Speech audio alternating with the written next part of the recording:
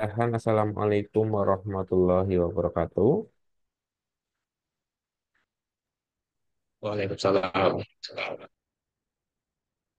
Oke, selamat sore rekan-rekan semuanya. Hari ini kita masuk ke minggu ke-6 perkuliahan statistika. Ya, materinya masih melanjutkan dari materi yang pernah kita pelajari atau kita jabarkan di minggu sebelum Lebaran ya. Di mana minggu ini kita sudah masuk ke materi untuk pengumpulan data. Ya, untuk pengumpulan data bagian 3 ya. Jadi minggu lalu kita sudah mencoba mengevaluasi hasil tugas yang sudah dikerjakan pada saat sebelum kita Lebaran.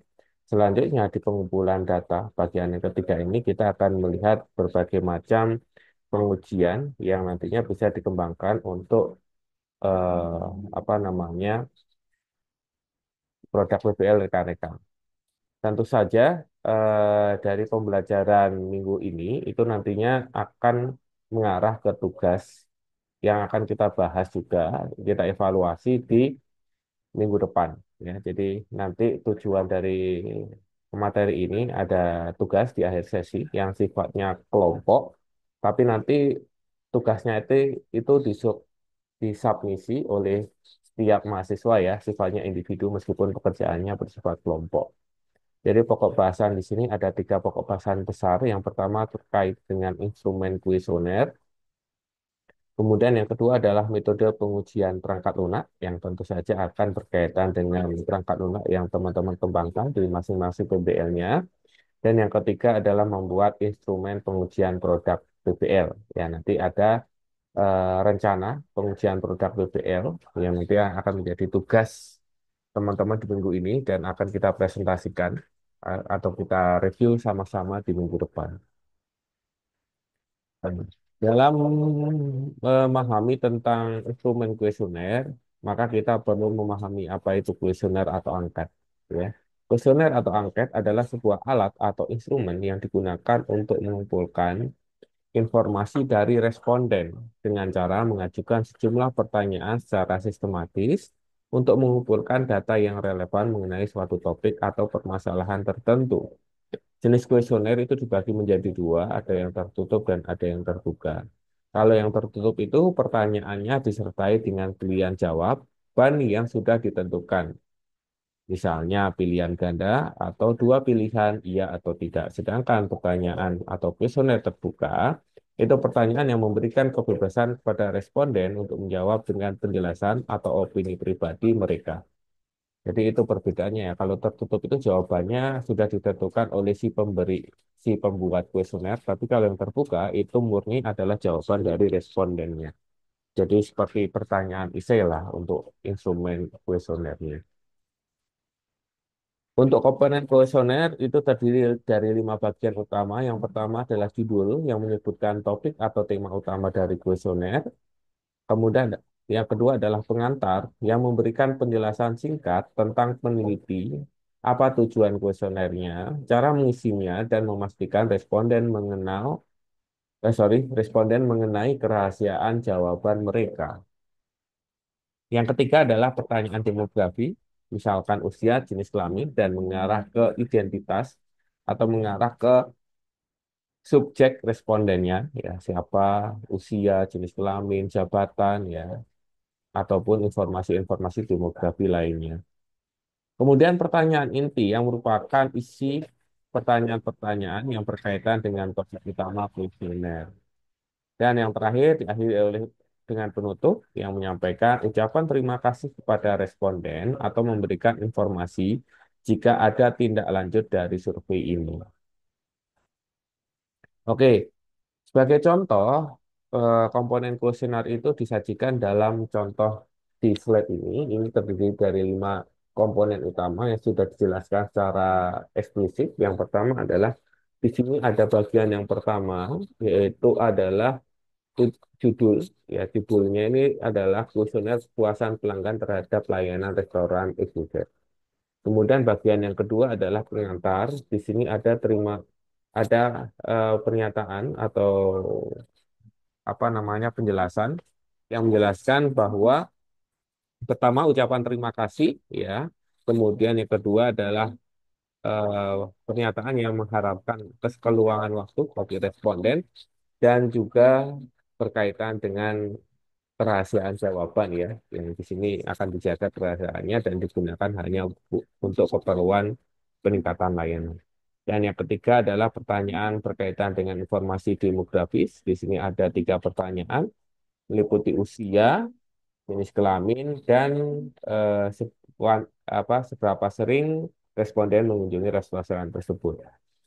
Kemudian bagian 4 adalah bagian pertanyaan ini terdiri dari 7 pertanyaan tertutup ya karena di sini ada pilihan jawaban yang telah ditentukan yang nantinya responden itu akan melakukan pemilihan jawaban sesuai dengan pengalamannya.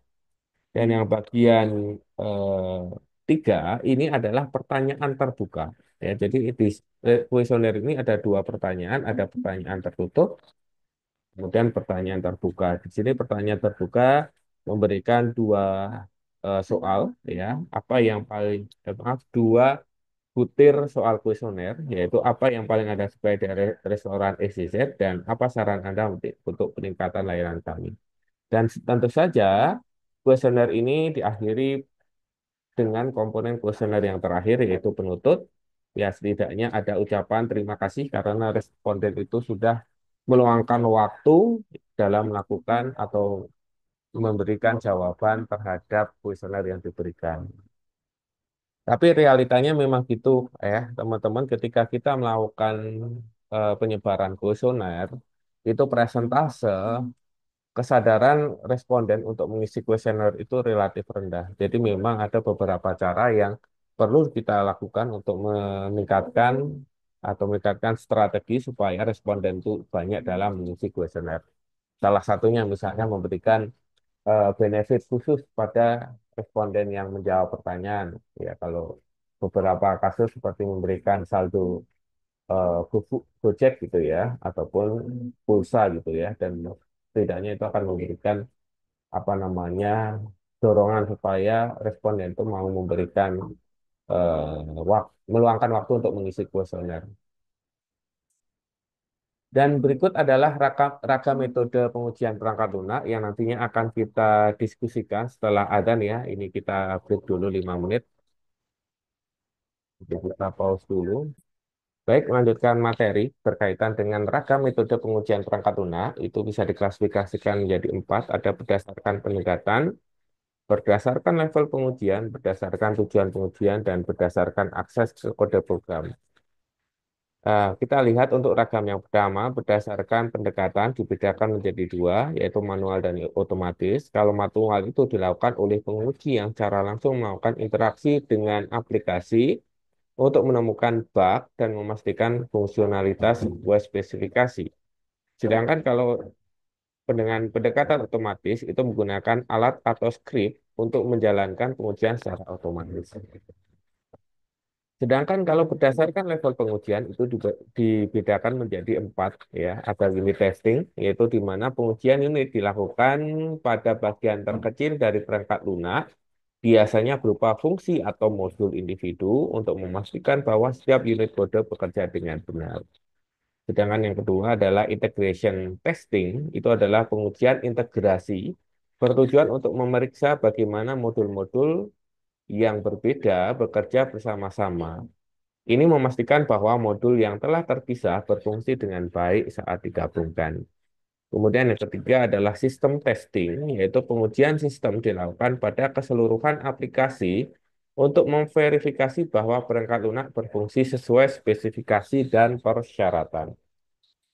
Sedangkan user acceptance testing atau UAT dilakukan oleh pengguna akhir untuk memastikan bahwa perangkat lunak memenuhi kebutuhan bisnis dan dapat berfungsi dalam skenario nyata. Sedangkan berdasarkan tujuan pengujian, ini diklasifikasikan menjadi ada 4 ragamnya. Ada functional testing, non-functional testing, regression testing, dan lain-lain. Untuk functional testing, fokus pada pengujian fitur aplikasi berdasarkan spesifikasi yang diberikan. Berarti testing secara fungsional ya. Kemudian ada non-fungsional testing, itu menguji aspek-aspek seperti kinerja, keandalan, skalabilitas, dan keamanan perangkat lunak. Ya, jadi nanti untuk yang fungsional testing dan non-fungsional testing itu nanti akan kita jabarkan contoh-contohnya di pertemuan hari ini. Kemudian ada regression testing itu untuk memastikan bahwa perubahan atau pembaruan perangkat lunak tidak merusak fungsionalitas yang ada. Dan lain-lain seperti smoke testing, sanity testing, exploratory testing, dan ad hoc testing. Ya, jadi untuk yang ragam metode pengujian perangkat lunak berdasarkan tujuan pengujian ini nanti akan kita bahas lebih spesifik di perkuliahan ini. Yang berikutnya adalah ragam metode pengujian perangkat lunak berdasarkan akses ke kode program. Ya, di sini, sorry, di sini ada black box testing, di mana penguji tidak memiliki pengetahuan tentang kode program atau struktur internal aplikasi, yang mana pengujian ini berfokus pada fungsionalitas eksternal berdasarkan input dan output.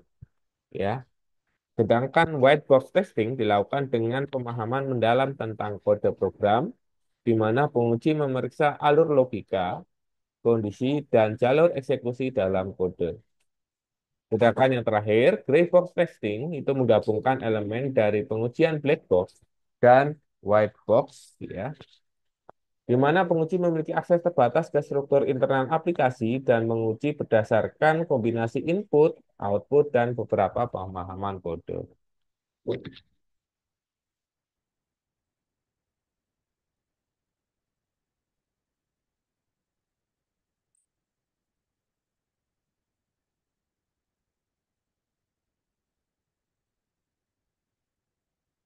Oke, ini contoh pengujian perangkat lunak ya, secara fungsional testing ya dengan metode akses ke kode program dengan cara black box testing ya. Di sini misalkan pengujian fungsional login ya. Kita tentukan dulu username dan password yang valid, yaitu misalnya di sini username-nya adalah admin, kemudian passwordnya adalah password 123. Kondisinya adalah jika username dan password salah, sistem akan menampilkan pesan login gagal.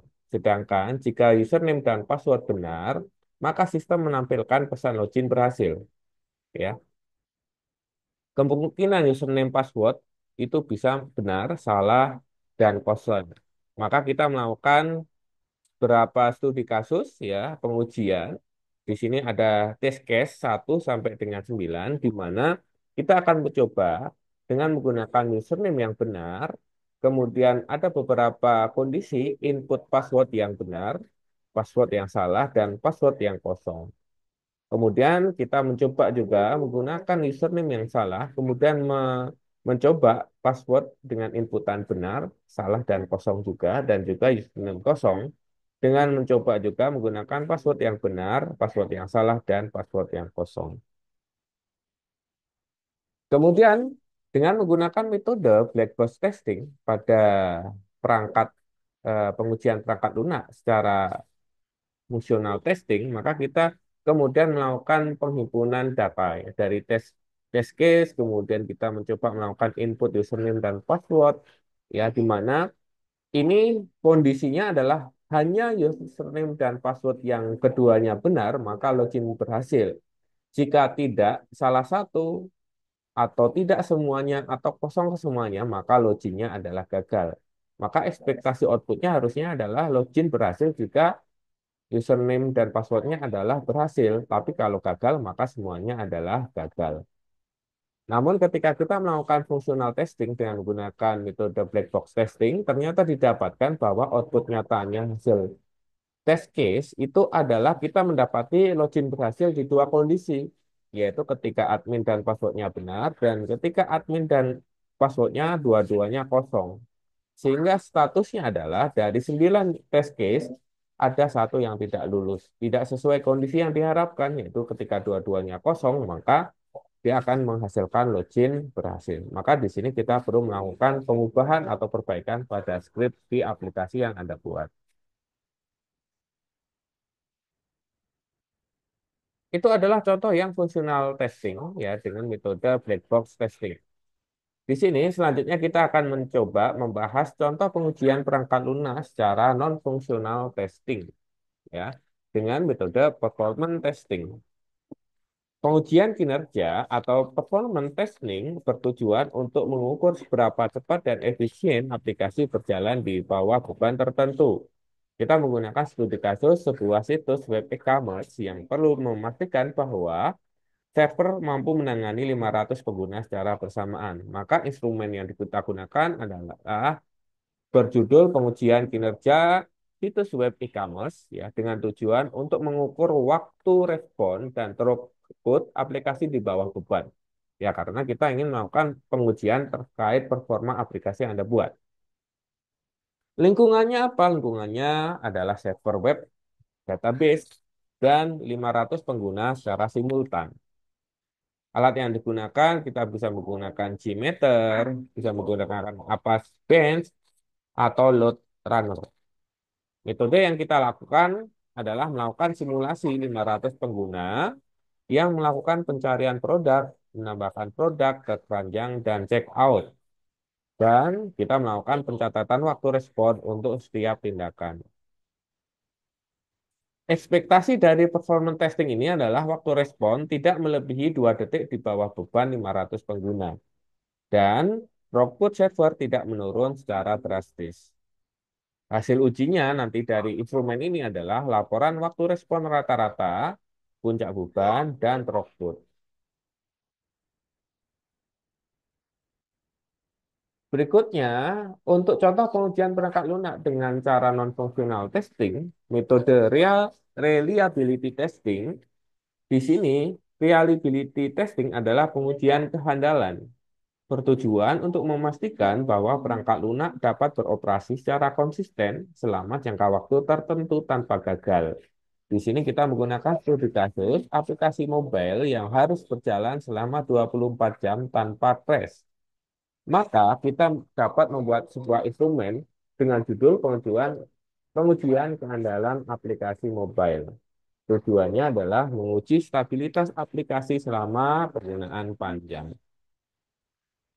Lingkungannya menggunakan aplikasi Android, kemudian simulasi penggunaan selama 24 jam. Alat yang kita gunakan adalah Monkey Testing yang berbasis Android, Automated UI Testing Tools. Metode yang kita terapkan, kita jalankan simulasi otomatis yang mencakup skenario umum dengan cara misalnya membuka aplikasi, kemudian memasukkan data, kemudian melakukan navigasi menu, ya, kemudian Anda melakukan monitor konsumsi memori dan potensi crash ataupun ada atau tidaknya crash pada saat itu. Ekspektasi dari instrumen ini adalah aplikasi berjalan lebih dari 24 jam tanpa error atau crash, di mana hasil uji yang diperlukan adalah laporan tentang waktu sebelum crash jika ada. Kalau tidak ada berarti tidak perlu dicantumkan. Kemudian log errornya berada di mana dan kinerja selama pengujian.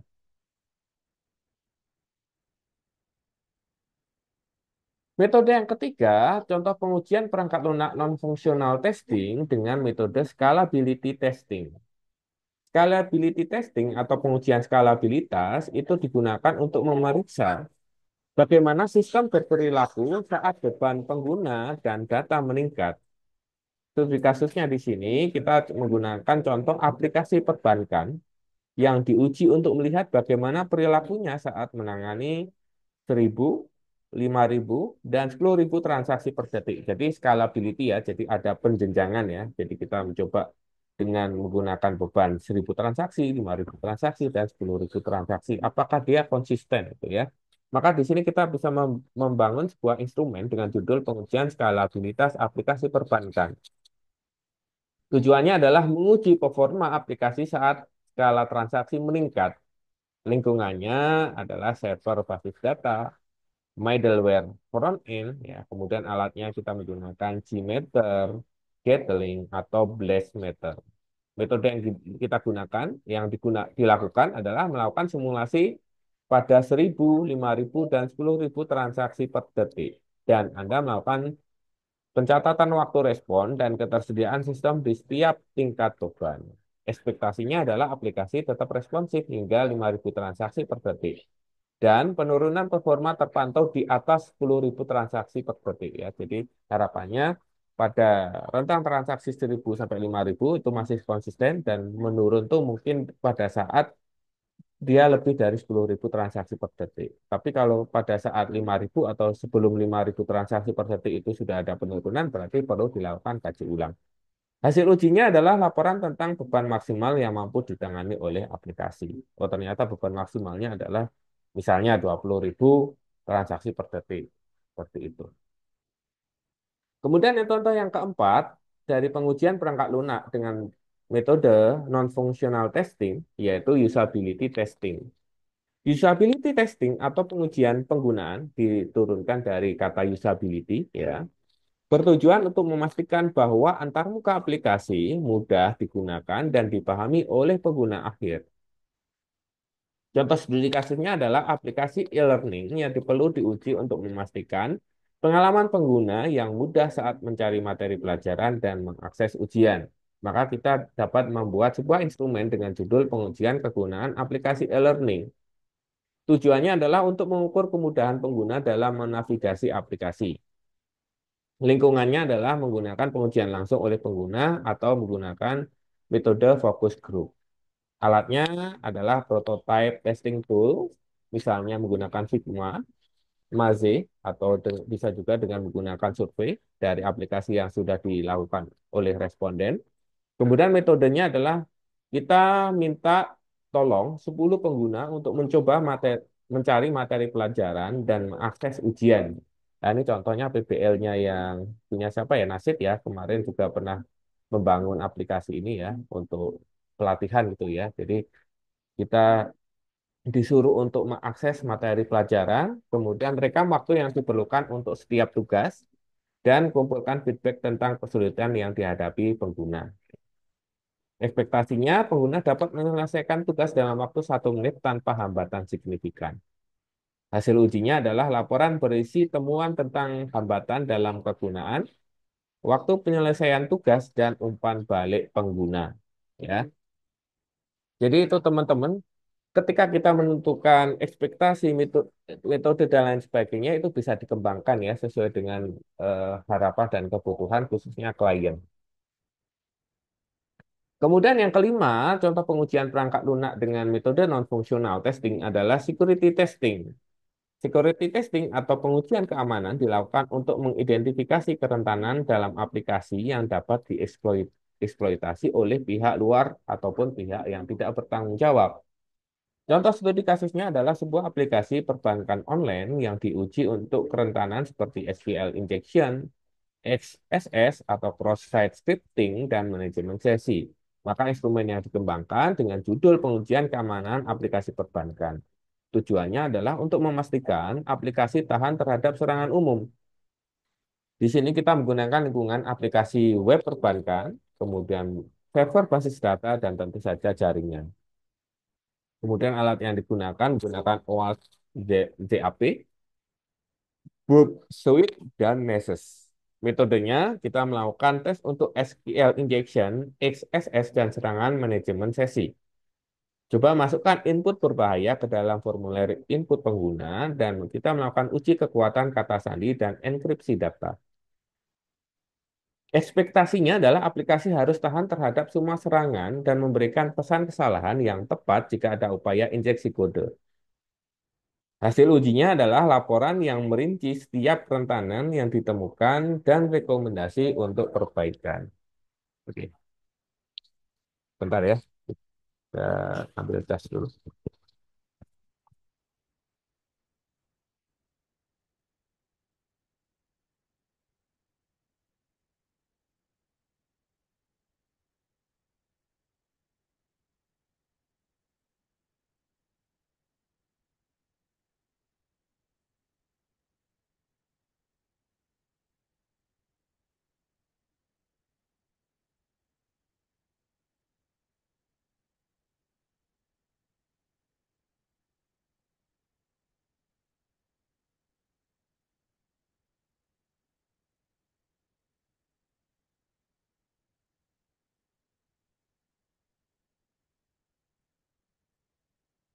Oke, ini contoh yang keenam adalah contoh pengujian perangkat lunak dengan metode non-functional testing dengan kuesioner. Nah, seperti biasa, kita memerlukan 5 bagian utama dalam membuat kuesioner, yaitu yang pertama adalah judulnya. Di sini adalah judulnya kuesioner pengujian non-fungsional aplikasi. Kemudian ada tujuan atau pengantar. Ini digunakan untuk mengumpulkan umpan balik tentang performa, keandalan, skalabilitas, kegunaan, dan keamanan aplikasi. Di sini ada instruksi pengisiannya, seperti silakan pilih jawaban yang paling sesuai dengan pengalaman Anda dan untuk pertanyaan yang memerlukan komentar tambahan, harap berikan detail sebanyak mungkin. Di sini ada pertanyaan bagian yang ketiga dari apa namanya komponen kuesioner, yaitu pertanyaan demografi. Ini isinya adalah informasi pengguna, meliputi nama, jabatan atau posisi, tanggal pengujian, dan versi aplikasi. Kemudian yang bagian keempat adalah pertanyaan inti. Kita ingin menelusur terkait beberapa aspek. Pertama adalah performance testing. Ya, performance testing. Kalau yang tadi itu kan kita mencoba menguraikan ya. Kalau ini dalam pertanyaan kuesioner itu bagaimana? Misalnya untuk yang performance testing, pengujian performa di- ditanyakan terkait bagaimana Anda menilai waktu respon aplikasi saat membuka halaman utama. Di sini ada beberapa pilihan. Ini ada beberapa pilihan jawaban pertanyaan tertutup. Kemudian terkait reliability testing atau uji kehandalan, ini juga ada beberapa pertanyaan, ada 3 pertanyaan. Kemudian scalability testing, ya, pengujian skalabilitas, ya. Jadi di sini berkaitan dengan volume ya biasanya ya. Kemudian usability testing terkait penggunaan, seperti seberapa mudah kemudian Anda menemukan fitur utama di aplikasi dan lain sebagainya. Lebih ke arah bagaimana kita atau pengguna itu memahami dan mudah untuk mengakses dan menggunakan aplikasi yang Anda buat. Kemudian ada security testing terkait dengan keamanan, pengujian keamanan, meliputi seberapa yakin Anda bahwa data pribadi Anda aman saat menggunakan aplikasi ini. Misalnya, ketika kita masuk login, kemudian apakah kita perlu memasukkan email atau tidak. Kalau kita masukkan email, berarti itu relatif sensitif ya, email. Kemudian nomor HP, itu kan merupakan data yang sensitif ya. Apalagi kalau ketika kita masukkan data, memerlukan data identitas ibu kandung gitu ya. Kemudian umpan balik tambahan dan tentu saja bagian kelima dalam sebuah kuesioner yaitu ucapan terima kasih atau penutup ya. Terima kasih atas partisipasi Anda dan sebagainya.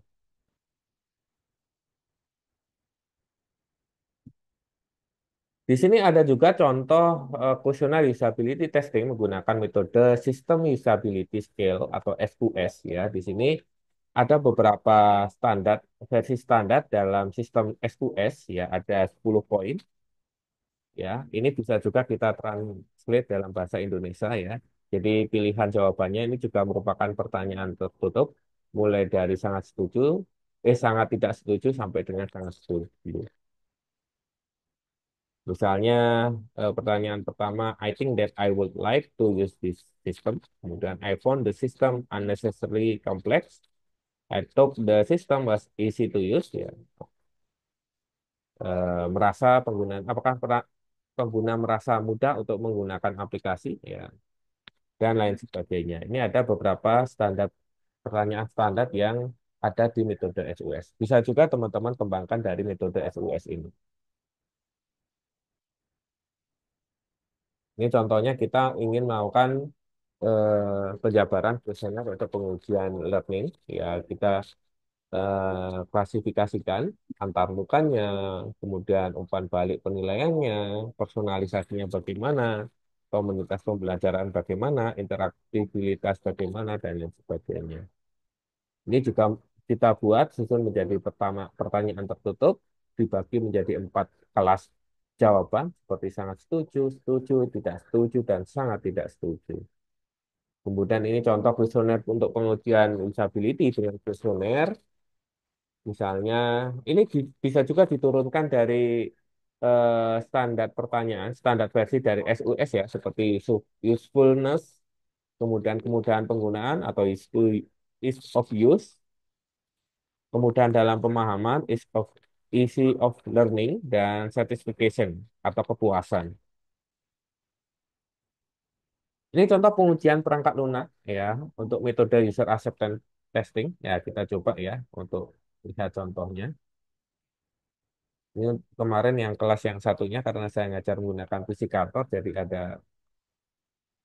keterlambatan, delay ya. Sehingga kalau di sini saya kira bisa saya tampilkan.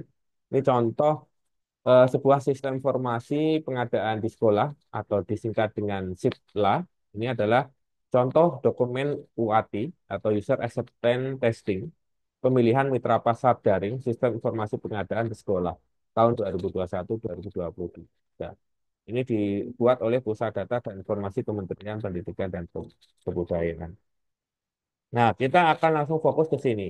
Tujuan user acceptance test, kemudian apa namanya komponen pengujian ya. Kita masuk ke komponen pengujian dan berikutnya ya. Jadi kita lihat ke tujuan. Ya. Tujuan UAT dilakukan untuk memastikan bahwa aplikasi ini sudah memenuhi kebutuhan bisnis yang telah ditetapkan dalam kebutuhan fungsional dan untuk meningkatkan kesiapan penggunaan. Apabila terjadi perubahan kebutuhan, maka dokumen ini akan perbaharui sesuai KAK terbaru. Skala bug dan risiko yang ditemukan dalam proses UAT akan diselesaikan sesuai dengan prioritas dan SLA yang disepakati. Ini contohnya test case manajemennya menggunakan struktur test case seperti ini. Jadi dalam penulisan test case wajib menuliskan dengan struktur berikut seperti test case ID, test case skenario, test case, test step, test data dan sebagainya. Kemudian laporan pengujian, ya hasil pengujian akan dilaporkan akan dibuat secara otomatis dari dokumen terlampir. Laporan lengkap mengenai hasil pengujian akan diarahkan kepada tim terkait secepatnya setelah pengujian selesai. Adapun yang akan dilaporkan dari hasil pengujian adalah presentase test case yang lolos, gagal, telah diuji, belum diuji, dan jumlah total test case dalam pengujian serta presentase test case yang lolos berdasarkan prioritas. Ya, ini bugs management ya. Kemudian ini standar priority, critical major dan minor, dan ini adalah tahapan UAT-nya ya. Jadi UAT akan dilakukan dalam 5 tahap ya, dengan tahap yang pertama sebagai prasyarat untuk memasuki tahap selanjutnya ya. Jadi ada internal test, pra UAT dan UAT ya. Jadi internal testnya itu ada kita lakukan dengan pengujian oleh mitra pasar daring. Ini ada tujuannya. Kemudian acceptance kriterianya adalah 100% pass rate untuk test case critical dan laporan yang diharapkan adalah dokumen hasil internal testing. Waktu development adalah 13 Juni. Kalau ini sudah oke, maka kita masuk ke proses pra-UAT untuk pengujian oleh Pusdatin. Tujuannya untuk melakukan pengujian fungsional secara menyeluruh. Dengan acceptance kriteria adalah seluruh checklist tes data terpenuhi. Testing environment bisa diakses tersedia di PIC Mitra. Laporan yang diharapkan adalah hasil pengujian fungsional pra-UAT dengan waktu 14 sampai 15 Juni 2021. Kemudian UAT ada pengujian oleh Pusdatin dengan tujuan melakukan pengujian fungsi utama dari CIPLA dan konfirmasi masalah yang terdeteksi pra-UAT. Acceptance kriterianya adalah 85% pass rate critical test case dan 70% pass rate major test case ya. Ini dilihat dari sini ya tingkat keseriusannya kritikal mayor dan minornya.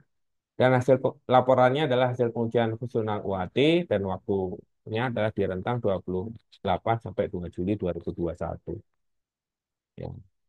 Dan kemudian kita melakukan pengujian bug fix dan close bug ya. Untuk bug fix itu tujuannya seluruh bug kritikal wajib diselesaikan.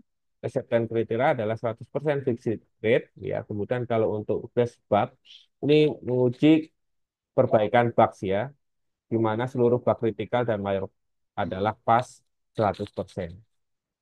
Ini ada ketentuannya, kemudian komponen pengujiannya ya. Di sini dibagi berdasarkan tes ID, priority, dan test case-nya ya. Dan seterusnya ini bisa teman-teman jadikan referensi untuk pengujian aplikasi yang nantinya teman-teman kembangkan. Ini berdasarkan KAK yang ditentukan. Nah, ini contohnya yang non fungsional ya.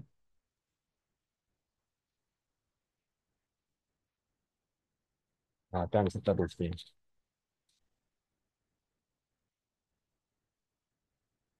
Nah, di sini Cakupan mata kuliah statistika untuk kebutuhan fungsional dibuat instrumen pengujiannya. Jadi kita membuat instrumen pengujian untuk kebutuhan fungsional. Di PBL diuji beneran ya, di mana hasilnya nantinya akan dianalisis. Dan untuk kebutuhan non-fungsional itu dibuat instrumen pengujiannya juga dan di PBL diuji kebenaran. Dan kemudian hasilnya juga dianalisis.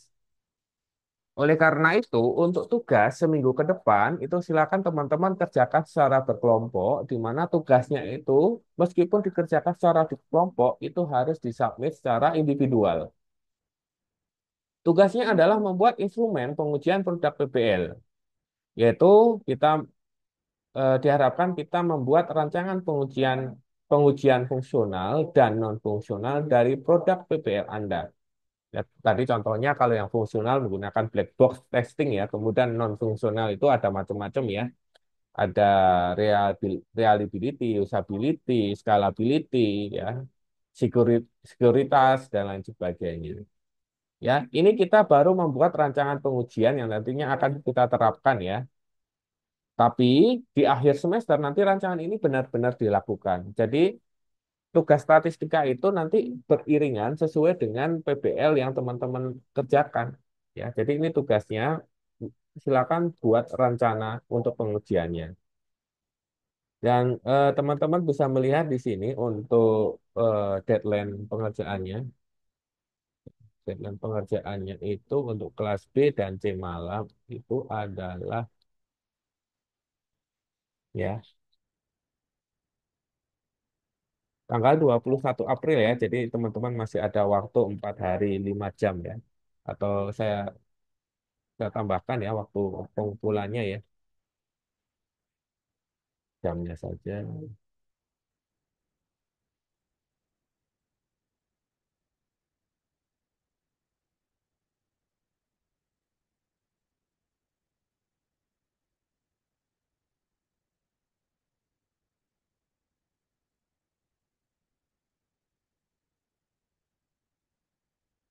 Oh ini due date-nya tanggal 23 ya, sekarang tanggal 17 ya. Ya sebelum perkuliahan aja lah ya. Waktu 17, 59 lah.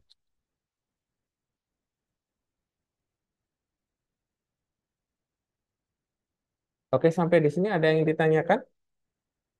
Pas sebelum jam 7 ya, jadi kita bisa melaksanakan ibadah sholat maghrib bagi yang belum melaksanakan sholat. Kalau nggak ada pertanyaan, saya absen aja ya.